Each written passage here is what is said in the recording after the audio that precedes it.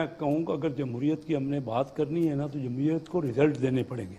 जमहूरियत में पिछले 15 साल से जमहूरियत है, कोई डिक्टेटर नहीं आया। 15 साल पहले पाकिस्तान आज से बेहतर उसका स्टैंडर्ड ऑफ लिविंग था हमारे लोगों का, हमने रिजल्ट नहीं दिया। मैं बिल्कुल कैटेगोरिकली आपसे कहता हूँ, जमहूरियत जमहूरियत करते हैं। कल चाइना के लोग आए हैं, उन्होंने 80 करोड़ लोगों को गुर्बत से निकाला है। कौन सी जमहूरियत है वहाँ?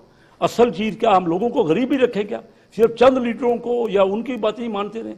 मैं तो बहुत ज़्यादा मुखालफत कर रहा हूँ। 15 साल में हमने जमहूरियत की रिजल्ट क्या दिया? मुझे बता दें। मैं तो एक बिजनेसमैन हूँ, मैं पॉलिटिक्स में आया हूँ। मैं तो कभी हमारी फैमिली में तो कोई पॉलिटिक्स में आया ही नहीं था। क्यों हम सपोर्ट करेंगे इन लीडरों की और उन पार्टियों की जिन्होंने पाकिस्तान में लोगों का म्यार ज़िंदगी कहाँ पहुँच गया?